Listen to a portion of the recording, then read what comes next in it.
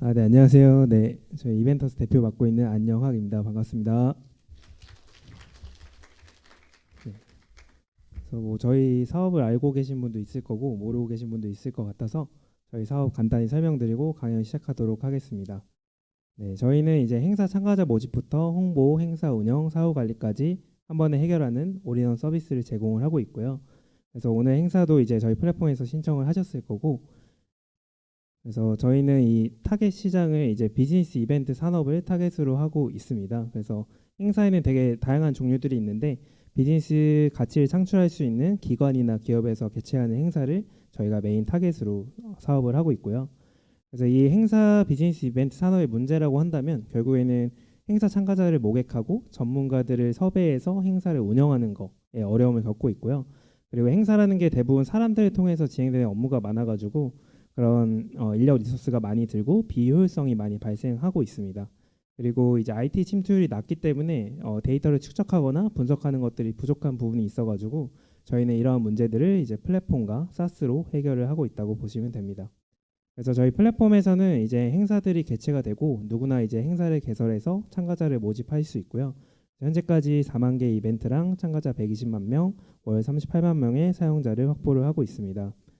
그리고 행사 관리 소프트웨어 사스의 경우에는 저희가 30가지의 기능을 개발을 했고요. 그래서 현재 이제 현장에 오시면 이렇게 QR 체크인해서 명찰이 출력되고 그 외에 뭐 실시간 질의응답이나 설문조사, 경수청 등의 기능들을 활용을 해서 행사를 운영할 수 있게 되어 있습니다. 그래서 이렇게 행사를 진행했을 때는 저희가 모든 것들을 데이터화해서 축적을 하고 있고요. 그래서 이런 데이터들을 분석함으로써 결국에 우리 행사 홍보가 잘 됐는지 아니면 현장 참석자들의 참여도가 어떻게 됐는지 사후 CRM 관리 툴까지 제공을 하고 있습니다. 그래서 저희는 국내 대기업이나 스타트업 그리고 기관, 협박회, 은행, 언론, 병원 이런 데서 사용을 하고 있는 서비스라고 보시면 되고요. 주로 B2B로 서비스를 제공을 하고 있습니다. 네. 그래서 저희는 2014년 9월에 설립한 회사이고요. 그래서 지금 8년이 넘었습니다. 근데 사실 저희가 이제 알려진 거는 이제 2018년부터 알려지기 시작을 했고 저희가 8년의 사업을 한다고 했을 때 사실은 이제 8년이나 했어요 하시는 분들이 많으신데 그래서 오늘 강연은 사실 제가 대학생 창업가로 시작을 해서 8년 동안 사업을 해오면서 이런 과정들을 겪었고 그래서 이런 과정들을 봤을 때 이렇게 창업하실 분들이 이런 시행착오를 미리 알았으면 하는 마음에서 좀 편하게 들어주시면 좋을 것 같습니다. 그래서 사실 제일 많이 받는 질문이 이제 왜 창업을 하게 됐냐라는 질문을 많이 받는데 이제 제가 처음에 선택했던 아이템은 이제 교육용 소프트웨어였어요. 그래서 그 이유는 이제 제가 꿈이 원래 선생님이었어가지고 이제 선생님이 돼서 이런 뭔가 소통하는 교육 환경을 만들어야겠다라고 생각을 해서 사실 교육 쪽에 관심이 많았었고 근데 이제 대학교 와서도 결국에는 이렇게 강당 같은 수업장에서 사람들이 많잖아요. 그래서 사실 소통하기가 힘들고 그래서 그런 것들을 어떻게 해결할 수 있지 않을까라는 생각에서 좀 아이디어를 냈던 것 같고요. 그리고 이제 제가 소프트웨어 전공인데 소프트웨어 개발하는 것도 즐거웠지만 제가 기획하고 제가 기획한 거를 제가 개발하는 게 되게 즐거웠어요. 그래서 그걸 하고 싶으면 어떻게 해야 되나 했을 때 이제 개발자들은 이제 계획된 거를 그냥 개발만 하기 때문에 사실은 너가 하고 싶은 걸 할 수가 없고 그러면 너가 창업을 해야 된다 이런 얘기를 많이 들어서 그러면은 내가 창업을 해야겠다 그렇게 생각을 했습니다. 그래서 이런 내가 기획부터 개발까지 다 하고 싶은 마음과 그리고 이 문제를 내가 해결하고 싶은 마음이 이제 맞닿아서 사실 저는 창업을 했고요. 그래서 이 교육 환경에서 어떻게 하면 좀 더 IT를 통해서 소통을 일으킬 수 있을까라는 생각을 해서 이제 클래스메이트 QA라는 서비스를 처음에 개발했었습니다. 그래서 아시는지는 모르겠지만 이제 최근에 잘하고 계신 클라썸이라는 회사가 하고 있는 사업 모델을 저희가 처음에 했었고요. 그래서 교육용 소프트웨어 사업으로 저희가 시작을 했었습니다. 그래서 뭐 이 사업을 통해서 이제 뭐 이런 공모전 같은 데서 수상도 하기도 했고요. 근데 이제 이 서비스를 저희가 이제 정말 니즈가 있는지 그리고 판매할 수 있는지를 보기 위해서는 결국에는 이제 교수님들을 찾아다녀야 했습니다. 그래서 교수님들 다 찾아다녔고요. 그래서 교수님들의 피드백을 봤을 때 충분히 이 시장이 있고 이런 니즈가 있겠다. 그리고 학생들도 어쨌든 손 들고 질문하기 힘들기 때문에 이런 것들을 좀 더 쉽게 질문할 수 있다면 결국에는 소통할 수 있는 교육 환경을 만들 수 있겠다라는 생각이 들었습니다. 그래서 이렇게 많은 교수님들이 찾아다녔고요. 그리고 저희가 이걸 세일즈라고 보기는 어렵지만 결국에는 이 제품을 판매를 해야 되잖아요.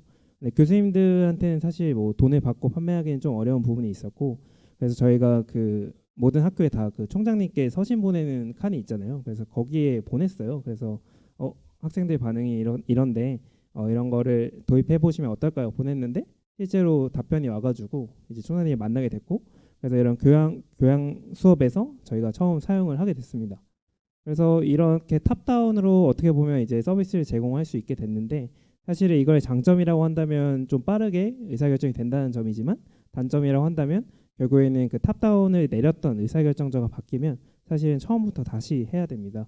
그래서 총장님들은 보통 2년 주기로 바뀌시잖아요. 그래서 결국에는 이제 총장님이 바뀌면서 다시 처음으로 원점으로 돌아가게 됐고, 그래서 그 과정에서 저희는 이제 고민을 하게 됐는데요.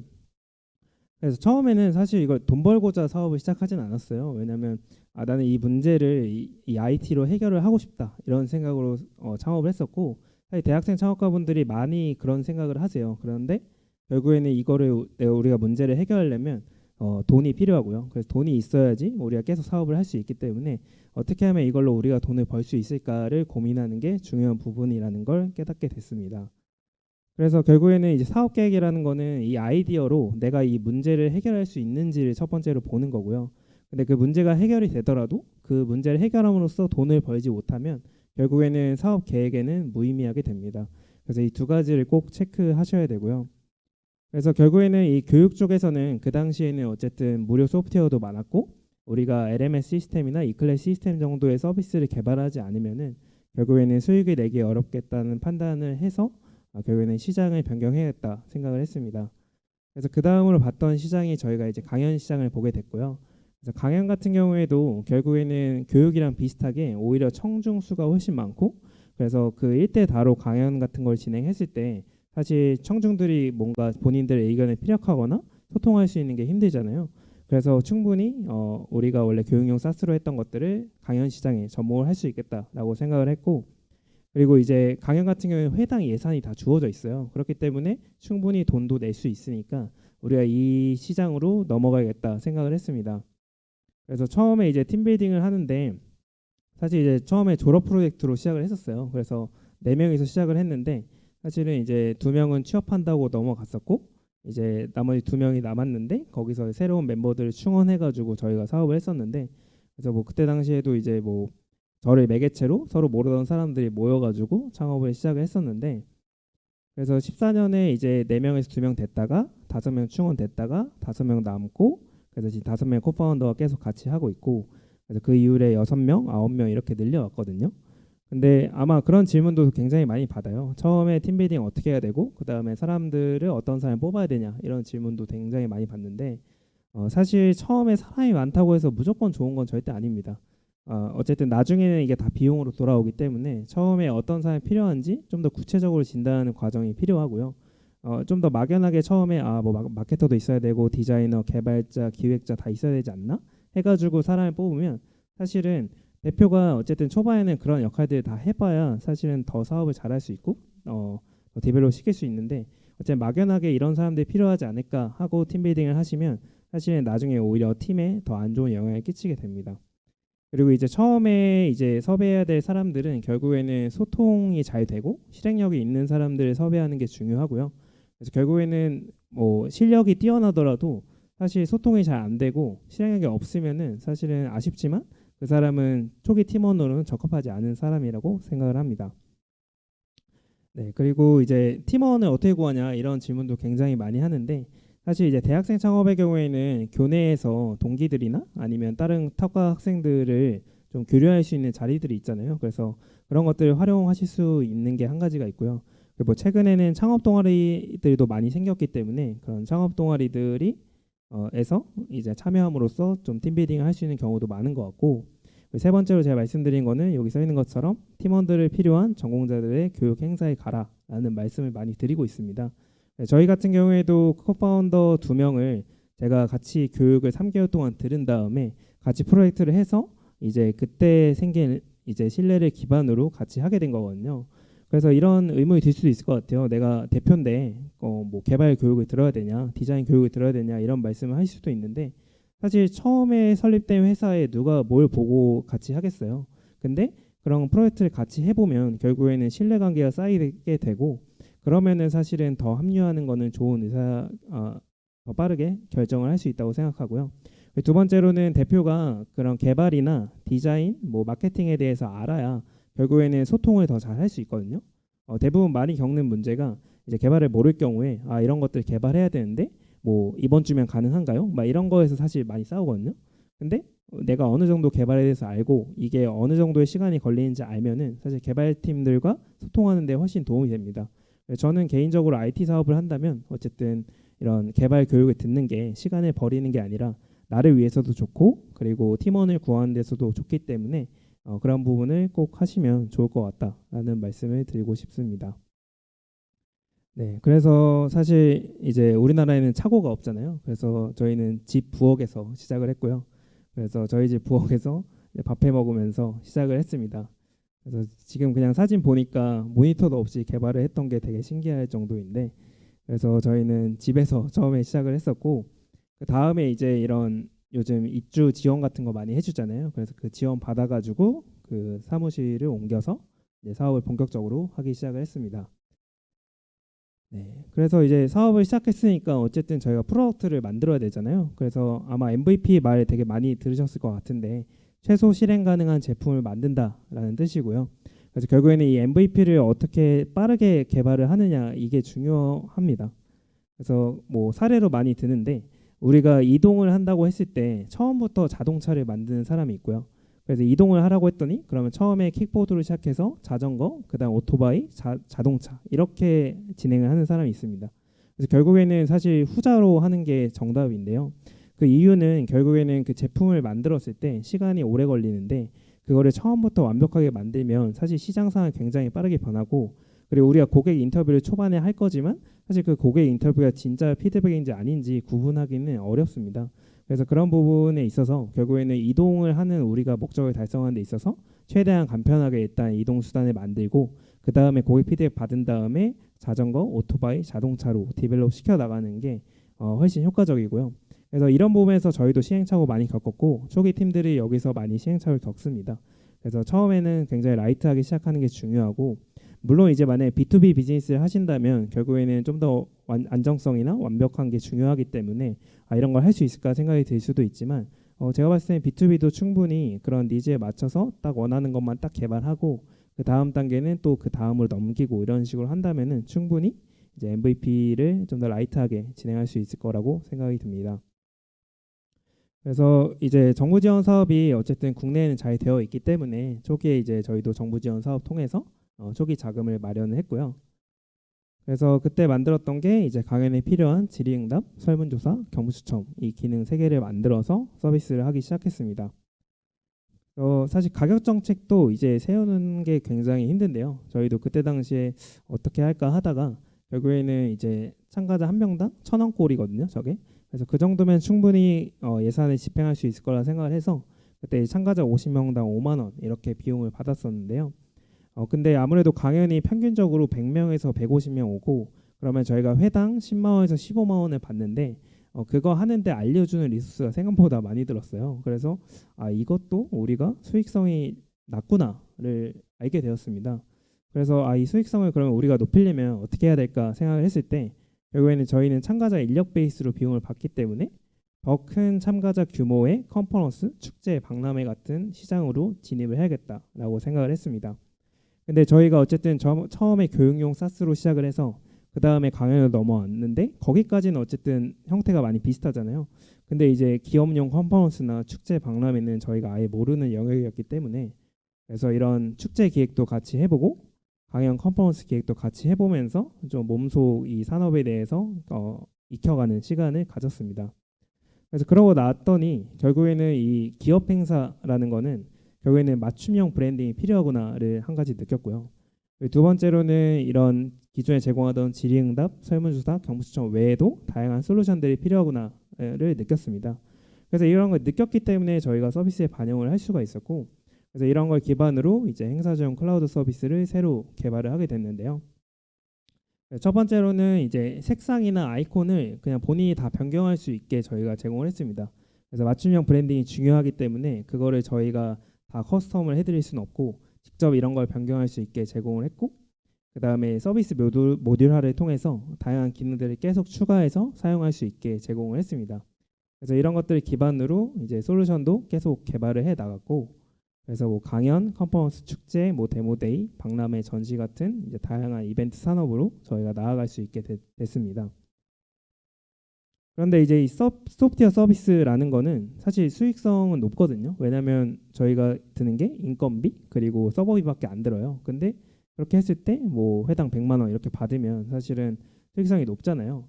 근데 좀 문제는 이 B2B SaaS라는 게 결국에는 세일즈를 기반으로 하다 보니까 성장 속도가 너무 느렸어요. 그래서 저희가 초반 3년 했을 때 당연히 매출이 없기 때문에 매출 성장은 매년 됐는데, 이게 우리가 버티는 게 약간 우리가 급여를 안 받아서 버티는 건가? 이런 생각이 들 정도로 좀 느리다라는 생각을 하게 됐어요. 그리고 어떻게 하면 더 빨리 성장하고 더 뭔가 차별화를 둘 수 있지 생각을 했는데, 그래서 이제 생각을 하게 된 게 플랫폼을 만들어야겠다 생각을 했습니다. 그래서 플랫폼을 만들게 된 이유는 결국에는 저희가 이런 뭐 질의응답 솔루션이나 이런 거를 판매한다고 했을 때 뭐 네이버 검색 광고나 SNS 광고 이런 걸 통해서 판매를 했는데, 사실 그런 키워드를 검색하는 행사 호스트는 별로 없어요. 왜냐면 질의응답을 핸드폰으로 한다 이런 것도 처음 있었던 일이고, 그래서 결국에는 모수가 적었는데, 이 플랫폼이라는 거는 결국에는 행사 참가자 모객은 누구나 하잖아요. 그래서 그 모객을 할 수 있는 플랫폼을 우리가 만들면 결국에 이런 B2B 호스트들이 이벤터스에서 행사를 개최하면은 저희가 이 사람들한테 이런 사스를 팔 수 있지 않을까라는 생각을 첫 번째로 했고요. 두 번째가 결국에는 이런 사스랑 그런 플랫폼을 결합했을 때 성장 속도가 높아질 것이다. 그리고 마지막으로는 이 플랫폼이라는 거는 결국에는 계속 데이터가 축적이 돼요. 그래서 행사 개최한 사람들의 정보, 그리고 행사 참가한 사람들의 정보 이런 것들이 다 축적이 되기 때문에 결국에 락인이 될 수밖에 없어요. 그래서 그분들이 이벤터스 들어야만 전에 정보들을 볼 수 있고, 이렇게 했을 때 결국엔 플랫폼이 데이터를 락인시켜서 결국에는 다른 경쟁 서비스에 넘어가지 못하게 만드는 창구겠구나라는 생각을 하게 됐습니다. 그래서 저희가 기존에는 이렇게 B2B 전용 행사 페이지를 판매를 했어요. 그래서 뭐 경기도진흥원이면 경기도진흥원 이렇게 페이지에서 경기도진흥원의 행사들만 모아서 이제 모객하는 이런 것들을 했었고, 근데 이런 플랫폼들이 다 따로따로 돼 있는데 이 행사들을 그냥 저희가 메인에 모아만 봤어요. 그래서 뭐 보시는 것처럼 디자인은 정말 별거 없는데 이 행사들 모아놓으니까 이게 플랫폼이네? 라는 생각이 들었어요. 그래서 처음에 막 플랫폼을 개발해야겠다 이런 생각으로 딥하게 하지 않았고요. 이런 행사들 그냥 메인에 모아가지고 모으니까 이게 플랫폼이네 해가지고 시작을 했었고요. 두 번째로 했던 게 이제 B2B는 사실 브랜드가 그렇게 중요하진 않아요. 근데 우리가 이제 C 대상으로 플랫폼을 한다면 결국에는 그 사람들 이제 머릿속에 이벤터스라는 플랫폼이 남아야 되는데, 기존의 네이밍은 그런 것들이 부족했기 때문에 이제 이벤터스라는 브랜드를 새로 리뉴얼을 저희가 했습니다. 그래서 그 당시에 저희가 경쟁 서비스 중에 이런 행사 쪽으로 서비스 하는데 이벤트라는 키워드를 들고 있는 회사가 없었어요. 그래서 우리 무조건 이벤트를 넣어야겠다 생각을 했었고, 색상 같은 경우에도 기존의 경쟁 서비스 쓰지 않는 좀 더 눈에 띄는 보라색을 선택을 하게 됐고, 그래서 심볼 같은 경우에도 이벤트의 E를 형상화하면서 그리고 저게 이제 그래프를 표현한 거거든요. 그래서 결국에는 저희가 모든 이벤트를 데이터화하겠다 이런 뜻으로 이벤터스라는 서비스를 리뉴얼을 했습니다. 리뉴얼 하고 나서 결국에는 플랫폼이 성장을 하려면 공급자를 확보를 해야 돼요. 그래서 공급자가 먼저냐 수요자가 먼저냐 이런 것들은 다 다르지만 결국에는 공급자가 100명 정도 돼야 이게 플랫폼이 형성이 된다라는 약간 가설 같은 게 있거든요. 그래서 저희 입장에서도 이런 행사를 개최할 수 있는 공급자를 어떻게 하면 초기에 확보할 수 있을까? 왜냐하면 저희도 이제 경쟁 서비스가 이미 1위로 이벤트 플랫폼을 하는 업체가 있었고, 그래서 그 업체랑 비교했을 때 우리가 어떻게 하면 공급자를 확보할 수 있을까 생각을 해가지고, 그래서 저희가 처음에 타겟으로 한 거는 이제 구글 폼 사용자들 타겟으로 했어요. 그래서 구글 폼이 원래는 설문지인데 행사 참가자 모집할 때 굉장히 많이 쓰거든요. 근데 보시는 것처럼 뭐 기간 설정, 인원 설정, 결제 시스템 이런 것들이 안 되기 때문에 결국에는 그래서 저희는 구글 폼 사용자들 타겟으로 그냥 광고를 다 했어요. 그래서 뭐 구글 폼은 이제 설문지로 쓰고 행사 참가자 모집 이벤터스를 해라 이런 식으로 좀 직관적이면서 자극적인 광고를 했었거든요.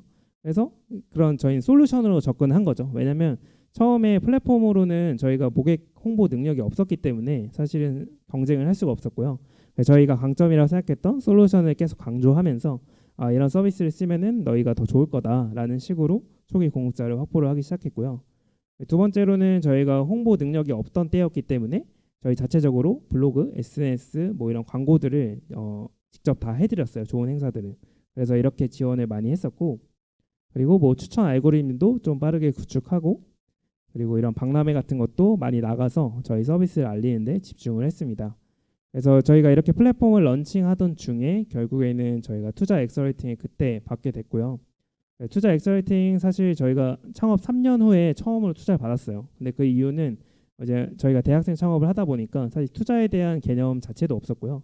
투자 받으면 약간 매일 전화 올 것 같고 되게 힘들 것 같고 막 그래가지고 투자는 받으면 큰일 나는 거 아니야? 이런 생각이었는데 스타트업 투자는 많이 다르더라고요. 그래서 그때 저희가 우리의 사업이 비전이 있으면 투자를 받아보자 해서 투자를 돌게 되었고, 그래서 그때 이제 저희가 초기에 그 비용이 이렇게 들었거든요. 그래서 파운더나 초기 멤버는 사실 이제 최소 생활비만 저희가 나눠 가지고 진행을 했고, 뭐 임대료나 서버 비용도 다 지원을 받을 수 있는 게 많기 때문에 지원받고, 나머지 뭐 직접 하고 노트북 다 하나씩 있고 하니까 이제 그런 쪽에선 비용 안 들었고, 그래서 그때 이제 대회 상금이랑 그 다음에 초기 창업 지원금 그리고 R&D 지원금 이런 걸 통해서 저희가 초기 자금을 마련했었는데, 결국에는 이걸로 이제 버티는데 한계가 있잖아요. 그래서 다시 투자를 받게 되었고, 그래서 프라이머라는 국내 대표 엑셀러레이터 시드 투자를 유치를 했습니다. 그래서 3년 됐을 때 저희가 처음 투자를 받았고, 투자 받았을 때 당연히 좋은 점은 결국에는 이제 초기 사업 자금을 확보할 수 있고, 그리고 뭐 AWS나 이런 서버 비용 크레딧도 굉장히 많이 지원을 받을 수가 있어요. 그래서 충분히 이런 자금적으로 비용적으로 도움이 많이 되고요. 두 번째는 이제 이런 엑셀러레이터들은 대부분은 다 교육을 해주거든요. 그래서 사실 대학생 창업을 했기 때문에 저희가 모르는 게 많았는데, 이런 프라이머 엑셀러레이팅 교육 워크샵 통해서 마케팅 지표를 어떻게 설정하고 KPI도 매출이 아닌 어떤 좋은 지표들이 있는지 이런 것들을 저희가 알게 되었습니다. 그래서 그때부터 저희가 약간 그로스에 대한 사고도 그때부터 사실 가지게 됐고, 그 전까지는 약간 몇 개를 팔아서 매출을 얼마 내지 약간 이 생각밖에 안 했었는데, 그 이후로는 우리가 좀 더 봐야 될 다른 지표들을 좀 관리할 수 있게 되는 계기였습니다. 그리고 이제 엑셀러레이팅 같은 경우에는 이제 매월 보통 멘토링을 하세요. 그래서 뭐 온라인든 오프라인든 할 텐데, 사실은 이 멘토링 하는 게 우리 막 숙제 검사하는 것 같기도 하고 처음에는 그랬었는데, 결국에는 이런 멘토링 시간을 통해서 우리 한 달간의 사업 성과를 되돌아보는 시간들이 굉장히 중요하다고 느꼈습니다. 그리고 KPI 엑셀 시트도 결국에는 이렇게 정리해가지고 다 매월 공유를 하고 있었거든요. 그래서 이런 걸 보니까 우리의 성과가 정말 뭐가 증가되고 낮아지고 이런 것들을 분석할 수 있어서 저는 개인적으로 이런 월간 멘토링도 굉장히 큰 도움이 되었고요. 그리고 이제 엑셀러레이팅 같은 경우에는 대부분 기수제로 많이 뽑아요. 그래서 프라이머 말고도 뭐 스파크랩이나 되게 다양한데, 거기에 선배 기업들이 세미나를 해주는 경우도 많고, 페이스북 그룹에서 정보를 공유해 주는 것도 많아가지고 결국에는 이런 엑셀러레이터 프로그램을 통해서 시행착오를 좀 많이 줄일 수 있었고요. 그리고 마지막에 보통 데모데이를 하거든요. 데모데이 하면은 청중들도 많이 오시고 그 다음에 VC 분들도 많이 오시기 때문에 결국에는 서비스 홍보랑 투자 유치할 수 있는 장을 만들어줘서, 결국에는 이게 시드 투자까지는 좀 쉽게 받을 수 있겠지만 그 이후에는 사실은 이제 금액이 커지다 보니까 후속 투자 유치하는데 어려움을 겪을 수 있는데, 이런 데모데이 장을 통해서 이런 펀드레이징을 좀 더 쉽게 할 수 있는 장점이 있고요. 그리고 이런 데모데이 준비하면서 발표 실력도 많이 향상되고 IR 자료의 퀄리티도 많이 향상되는 부가적인 효과도 있습니다. 네, 마지막으로 다양한 포트폴리오 회사들과 이제 네트워킹을 할 수 있고 사업 협력의 기회들도 많기 때문에 사실 엑셀러레이팅을 어디서 받느냐가 굉장히 중요하다고 생각이 들고요. 저희 같은 경우에도 이런 프라이머 클럽 팀들이랑 많이 제휴를 해서 고객도 되고 사업 제휴도 하고 이렇게 진행을 하면서 많이 도움을 받았습니다. 그래서 지금 엑셀러레이터가 굉장히 많은데요. 그래서 우리랑 맞는 엑셀러레이터, 그리고 좀 더 역사가 있는 엑셀러레이터한테 받는 게 굉장히 중요하고, 그래서 그 엑셀러레이팅 포트폴리오사들 봤을 때 이런 뭐 커머스 기업이랑 더 잘 맞는구나 이런 것도 분석을 할 수가 있기 때문에 그런 포트폴리오를 잘 보시고 우리랑 적합한 엑셀러레이터가 어디에 있지 좀 고민해 보시는 시간을 가지시면 좋을 것 같습니다. 그래서 이 시드 단계에서는 결국에는 이 세 가지가 중요하다고 생각이 드는데요. 뭐 비즈니스 모델은 앞서 말한 것처럼 이 문제를 해결했을 때 돈을 어떻게 벌 수 있는가에 대한 부분이고, 뭐 최근에는 이제 투자 빙하기로 접어들면서 이런 부분을 더 많이 보는 것 같아요. 그래서 우리가 언제 손익분기점을 달성할 수 있는지 이런 계획도 보는 것 같고, 그 다음에 우리가 어떤 목표를 세워서 그거를 실행할 수 있는지를 많이 보는데, 뭐 프라이머의 경우에도 이제 처음 면접 보고 그다음 한 달 뒤에 면접을 또 봤어요. 그래서 그 사이에 너네 목표 뭐로 할래 해서 그 목표를 실행했는지를 한 달 뒤에 보더라고요. 그래서 그거를 달성했기 때문에 저희가 받을 수 있게 되었고, 그래서 목표 실행력이 두 번째로 중요하고, 사실 제일 중요한 거는 이제 대표랑 팀을 보통 많이 봅니다. 그래서 아이디어나 비즈니스 모델보다도 그 팀이 사실 좋으면 아이디어가 안 좋아도 피벗하고 더 나아갈 수 있는데, 팀이 안 좋은데 아이디어만 좋으면 대부분 망한다고 하더라고요. 그래서 대표랑 팀에 대한 신뢰를 굉장히 많이 보더라라는 점도 참고하시면 좋을 것 같습니다. 그래서 저희는 프라이머 엑셀레이팅 받고 나서 그 다음에 스트롱벤처스랑 롯데벤처스로부터 이제 후속 투자를 바로 유치할 수 있게 됐고요. 그래서 후속 투자 유치하고 나서는 저희가 좀 더 이제 고객을 고민을 하기 시작했어요. 그래서 결국에 고객이란 거는 이제 저희 잠재 고객이 있고, 그 잠재 고객들이 뭐 저희 서비스 소개나 컨텐츠를 보고 들어와서 회원 가입을 할 거고요. 회원 가입한 다음에 실제로 행사를 개설하거나 활성을 하는지 이런 것들 볼 거고, 그 다음으로 결국에는 이 고객들이 이탈하지 않고 계속 쓰는가가 굉장히 중요합니다. 그래서 이런 것들을 보려면 결국에는 저희가 퍼널을 계속 분석을 해야 되는데요. 약간 옛날 자료이긴 한데, 결국에는 행사 참가자의 경우에는 뭐 행사를 소개하는 컨텐츠를 통해서 행사 페이지에 들어오게 되고, 근데 행사 페이지 쭉 내용 봤더니 괜찮은 것 같은데 해서 참가 신청 버튼을 클릭하고 실제로 신청을 하게 되고요. 이벤터스는 어쨌든 비회원으로 신청할 수 있어가지고 신청을 하고 난 다음에 거기서 이제 회원 가입을 유도하는 장치가 있습니다. 그래서 거기서 회원 가입을 많이 하시고, 회원 가입한 다음에 회원으로 재신청하면은 이 사람은 이제 이벤터스에서 연간 몇 번의 행사를 참가하겠구나라는 데이터가 나오게 됩니다. 그래서 결국에는 이렇게 회원으로 전환시키고 계속 회원으로 행사를 신청하게 만들고 이런 것들이 중요한데, 이 퍼널 데이터를 봐야 어디서 이탈이 많이 일어나는지 이런 것들을 확인할 수 있고요. 그리고 호스트 같은 경우에는 퍼널이 되게 긴데, 이제 회원 가입해서 채널을 개설하고 행사 개설하고 참가자 모집하고 하는 게 하나 있고, 그다음 아까 말씀드린 질의응답, 뭐 설문조사, 스트리밍 이런 솔루션들 쓰는 이제 단계가 있습니다. 그래서 결국에는 이런 단계를 계속 어디서 많이 이탈을 하는지 이런 것들 보는 게 중요하고, 그래서 그런 데이터를 기반으로 행사 호스트들 참가자에 필요한 서비스를 계속 개발을 해왔고요. 그리고 이제 리뉴얼을 하게 됐습니다. 그래서 2019년에 저희가 하반기에 리뉴얼을 했는데, 아까 보셨던 그 정말 낡은 페이지에서 싹 다 이제 디자인 교체하는 작업을 했어요.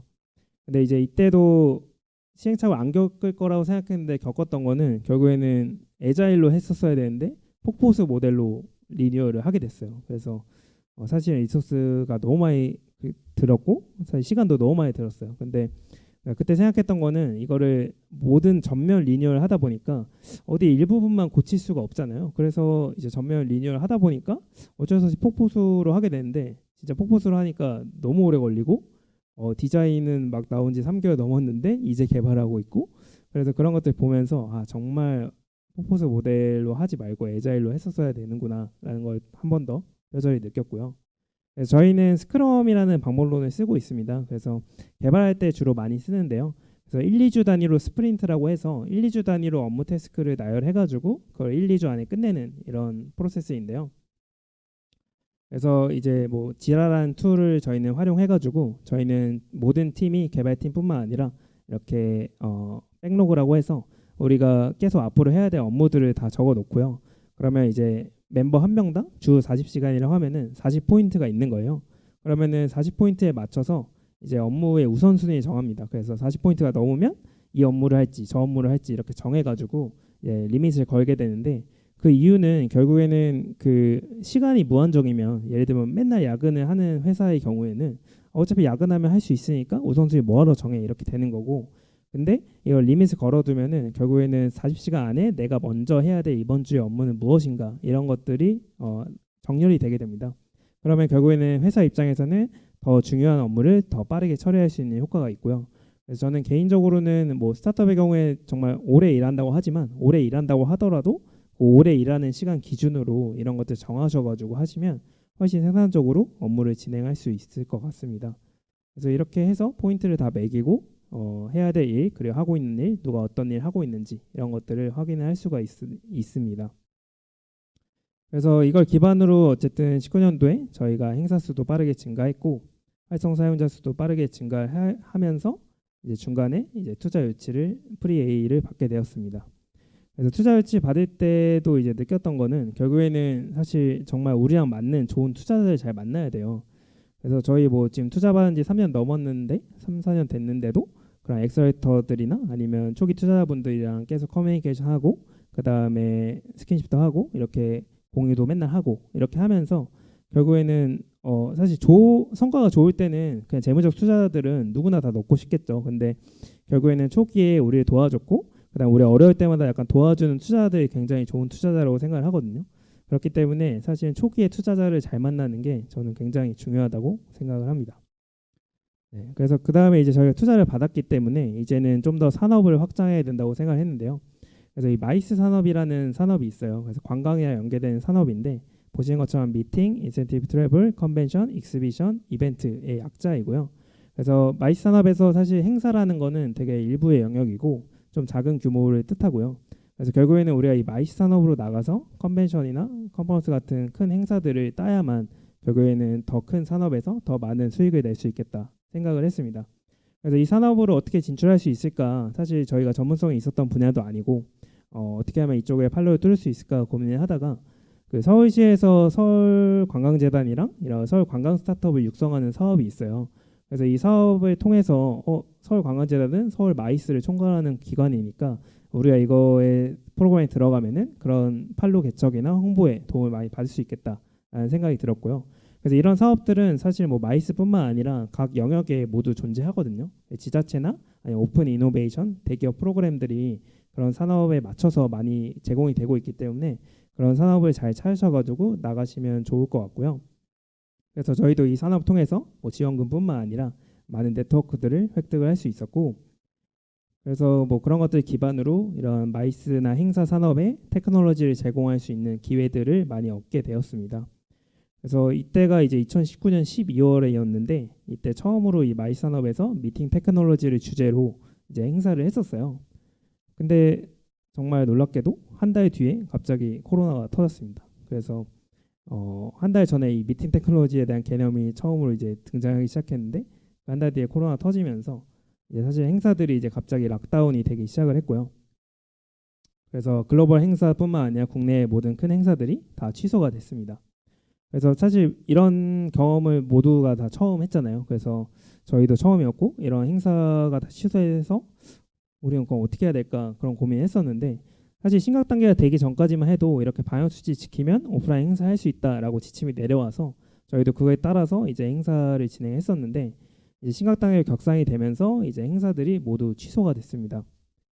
그래서 그 당시에 저희가 매출이 완전 그냥 밑으로 떨어졌는데 그래서 생각을 한 게 이대로 가면은 우리 망하겠다라는 생각이 들었고 그래서 사실은 어떻게 보면 명료했던 거는 오프라인 행사를 못하면 온라인으로 할 수 있게 해야겠다라는 생각밖에 안 들었습니다. 근데 거기까지는 괜찮았지만 결국에는 기존에 지금은 뭐 페이스북 라이브 안 하지만 페이스북 라이브나 유튜브 라이브 그리고 줌도 그때 분명히 원래 있었던 서비스였고요. 그래서 이 서비스들이 있는데 우리가 들어갈 수 있는 니치 마켓이 있는가를 고민했습니다.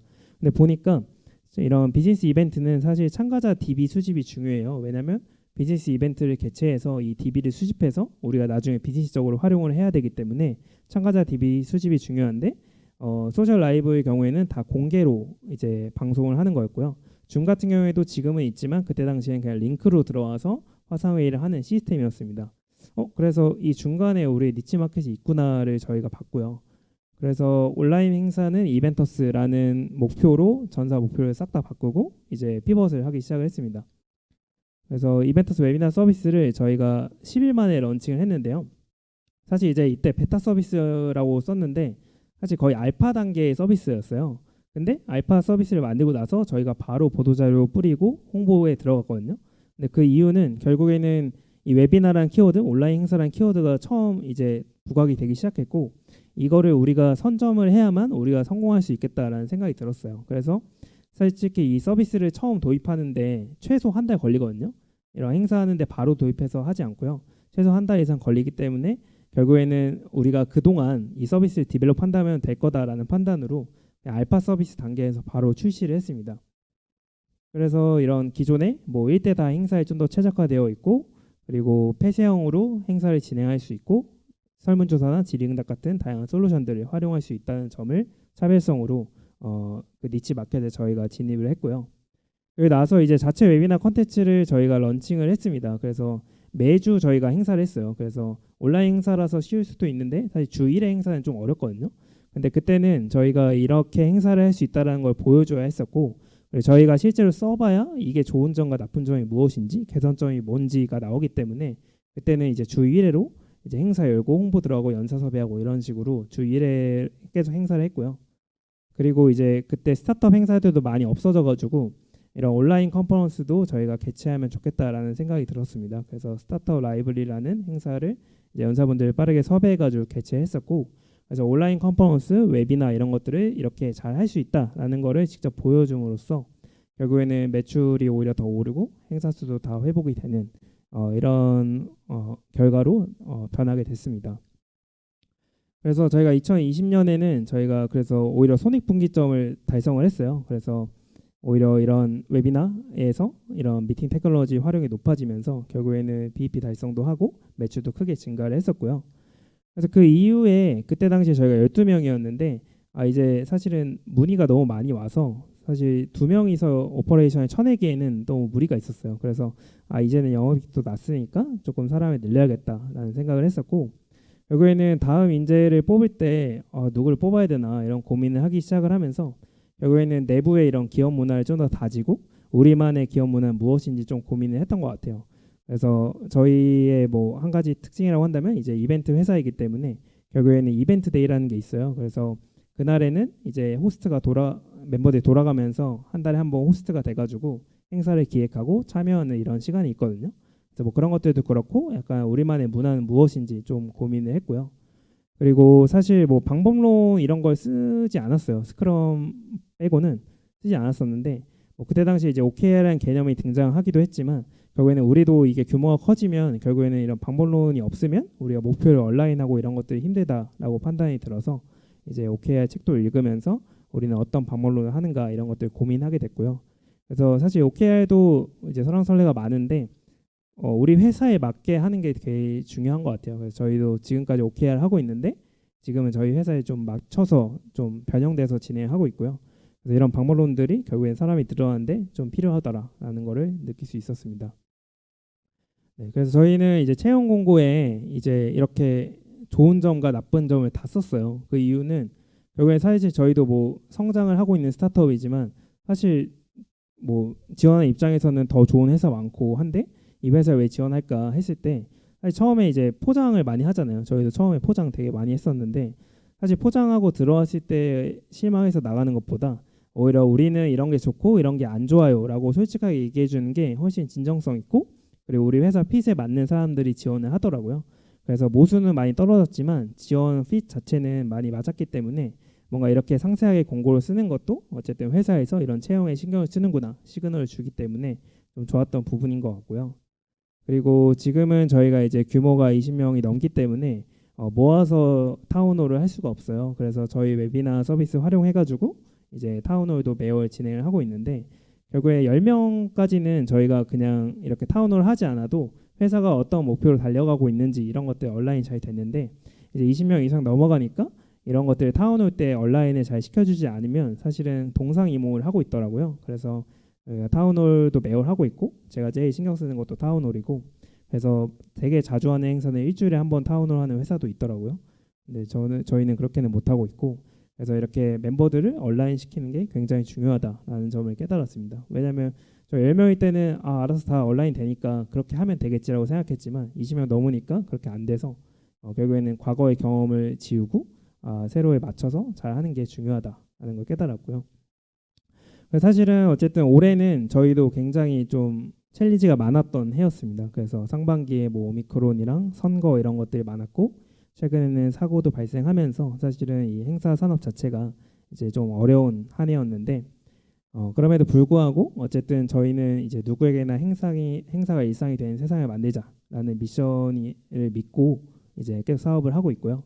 그래서 일상이 됐을 때의 장점은 결국에는 사실 행사 하나 개최하는 게 너무 힘들어요. 근데 그런 것들을 좀 더 진점에 낮춰서 이제 누구나 좀 행사나 모임을 만들 수 있으면 사실 행사 모임 왔을 때 이렇게 강연 들으시는 것처럼 인사이트도 많이 얻을 수 있고 그 네트워킹 등을 통해서 기회나 가능성도 만날 수 있는 장점이 있다고 생각을 해서 결국에는 이런 것들이 많아지면은 그래도 세상이 좀 더 발전하겠다라는 생각으로 저희는 하고 있고요. 그래서 이제 좀 정리를 하자면 결국에는 제가 8년간 해왔을 때 좀 6가지로 압축을 할 수 있을 것 같은데 첫 번째는 창업자가 공감할 수 있는 문제를 해결해야 된다가 전 첫 번째라고 생각을 합니다. 그래서 결국에는 내가 뭐 당연히 창업을 통해서 돈을 벌고자 하는 목표도 저는 좋다고 생각을 해요. 근데 어쨌든 그 돈을 벌고자 하는 수단으로서도 근데 이 문제를 내가 공감을 하지 못한다면 사실은 문제를 근본적으로 해결하기는 힘들다고 생각을 하고요. 두 번째가 이제 공동 창업이 중요하다고 생각합니다. 그래서 최근에는 뭐 투자 받을 때도 공동 창업자를 더 선호한다고 제가 들었는데 그 이유는 사실 이제 대표가 이 사업을 하는데 너무 힘든 점이 많아요. 솔직히 외롭거나 힘들거나 이런 경우가 굉장히 많은데 제가 8년 동안 사실 할 수 있었다고 생각이 들었던 거는 사실 저희 코파운더들이 다 있었기 때문에라고 생각을 하거든요. 저희 지금 코파운더 5명이 8년 동안 계속 같이 하고 있는데 사실 제가 혼자 대표를 했더라면 내가 8년을 할 수 있었을까라는 생각이 정말 많이 들고요. 그렇기 때문에 공동 창업을 하는 게 훨씬 대표자가 그런 것들을 잘 마인드 케어하고 심리를 안정감 있게 가져가고 이런 것들이 중요한 부분이라고 생각을 해서 공동 창업을 꼭 추천드리고 그리고 IT 서비스 창업을 하는 경우에는 투자자들이 엔지니어 쪽에 공동 창업자가 있는지 무조건 봅니다. 왜냐하면 사실 그 만약에 직원이 개발자로만 있으면 그 사람 나가면 끝이잖아요. 근데 코파운더가 개발자로 있으면 아 얘네는 그래도 서비스는 계속 굴러가 있구나 생각을 하기 때문에 결국에는 만약에 본인이 개발자가 아니고 사업 기획이나 경영 쪽이라면 결국에는 공동 창업자에 무조건 엔지니어 쪽은 한 명은 있어야 되고요. 세 번째로는 계속 말씀드렸던 우리 도와줄 수 있는 신뢰할 수 있는 투자자나 파트너를 만나는 게 굉장히 중요합니다. 저희도 3년 하고 나서 프라이머 투자를 안 받았으면 사실은 지금까지 절대 못 왔을 거라 생각하거든요. 그게 뭐 자금적인 부분이 아니라 결국에는 뭐 대학생 창업이나 초기 창업의 경우에 모르는 게 너무 많은데 그런 것들을 정말 잘 알려주고 우리가 올바른 길로 갈 수 있게 도와주는 그런 파트너들이 굉장히 중요하다라고 생각을 했습니다. 네, 그리고 변화할 수 있는 자세와 빠른 실행력도 당연히 너무 중요하고요.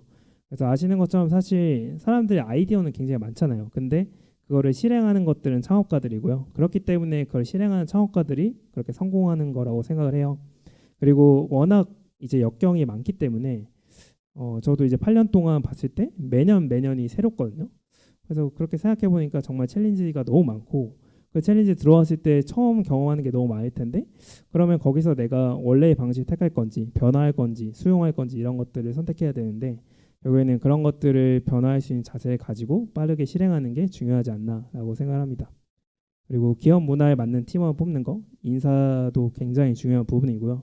결국에는 저희도 이제 팀원들이 많아지면서 결국엔 이런 온라인 시키고 이런 것들이 힘든 부분이 있는데 그렇기 때문에 초기에 10명 초반대 인원을 정말 잘 뽑아야 되는 것 같아요. 그래서 그런 기업 문화에 맞는 팀원을 초기에 잘 세팅해야만 이 기업 문화가 생기고 그 다음에 들어온 분들이 거기에 흔들리지 않고 잘 적응해 나가는 이런 것들이 있어서 기업 문화에 맞는 팀원 뽑는 게 5번째 중요하고 네, 마지막으로는 이제 시스템이 중요한 것 같습니다. 그래서 시스템은 회사와 수익 모델 두 가지로 나눠지는데 결국에는 대표들이 처음에 잘 못하는 게 저도 그랬는데요. 사람이 많아지면 사실 대표가 모든 거를 마이크로 매니징하고 관여할 수가 없어요. 근데 저도 처음에 그런 업무를 내려놓는 게 너무 힘들었거든요. 왜냐하면 내가 다 챙겨야 될 것 같고 너무 내가 다 확인해야 될 것 같고 이런데 사실은 그렇게 되면은 대표의 리소스는 한계가 있잖아요. 근데 대표가 더 집중할 수 있는 걸 집중을 해야 되는데 계속 그런 실무에 너무 이제 관여가 되어 있으면 사실은 회사가 시스템으로 성장을 하지 못합니다. 그래서 팀원들을 믿고 팀을 잘 구축해서 시스템을 만들어 가지고 결국에는 회사가 대표가 없어도 시스템으로 잘 굴러가는 회사를 만드는 게 굉장히 중요하다고 생각이 들고 두 번째는 수익 모델인데요. 그래서 돈을 벌 수 있는 시스템을 만드는 게 굉장히 중요하다라는 생각이 계속 듭니다. 그 이유는 어쨌든 뭐 오퍼레이션 아니면 리소스를 들여가지고 돈을 버는 거는 할 수 있을 것 같은데 이 돈을 알아서 버는 시스템을 만드는 거는 좀 많이 어려운 일이지 않는가라는 생각이 듭니다. 왜냐하면 어쨌든 이게 스타트업의 사업들은 결국에는 인력 베이스로 성장하는 사업이 아니라 결국 시스템으로 성장하는 사업인데 그렇기 때문에 인력이 많이 늘지 않아도 이게 계속 돈이 벌리고 성장하는 이런 모델을 만들어야 되는데 사실 그런 것들을 구축하는 게 어렵기 때문에 최근에 이제 뭐 투자 빙하기 오면서 수익을 어떻게 낼 건지 매출을 어떻게 일으킬 건지 이런 챌린지가 많이 들어온 상황이라서 결국에는 돈을 버는 시스템을 만드는 게 굉장히 중요한 것 같고요. 그래서 저희 같은 경우에도 이제 아까 그런 현장에 쓴 소프트웨어 서비스들은 오퍼레이션 리소스가 많이 들어요.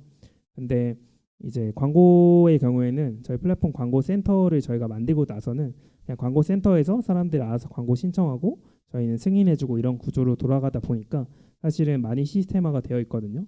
그래서 나중에 이제 이게 성장하는 과정에서 이런 회사의 시스템이나 수익 모델의 시스템에 대한 고민이 많으실 거예요. 그래서 이런 시스템에 대해서 좀 많이 고민하시고 진행하시면 네, 좋은 결과 있지 않을까 생각이 듭니다.